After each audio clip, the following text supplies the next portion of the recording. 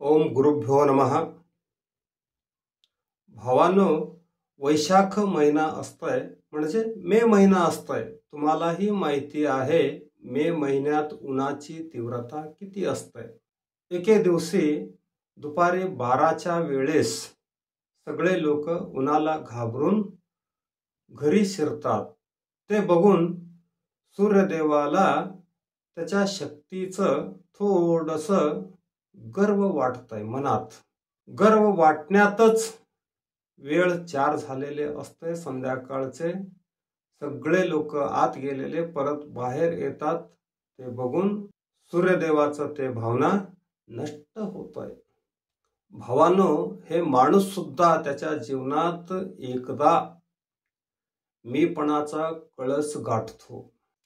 काही लोकांचं तरी विचारूच नका, तेवढे मीपणा असते त्यांच्यामध्ये।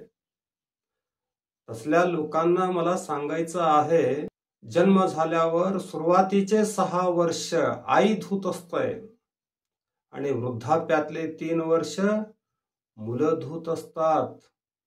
आरंभीचे 25 वर्ष आई वडील खाऊ घालतात आणि वृद्धाप्याचे 25 वर्ष मुलं खाऊ घालतात।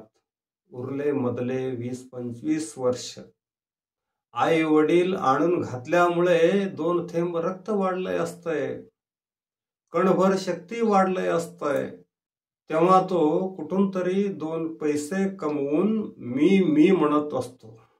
भावांनो, आरंभीचे 25 वर्ष आई वडील घालतात तेव्हा मीपणा नसतंय आणि 50 नंतरचे 25 वर्ष मुलं खाऊ घालतात तेव्हा पण मीपणा नसतंय।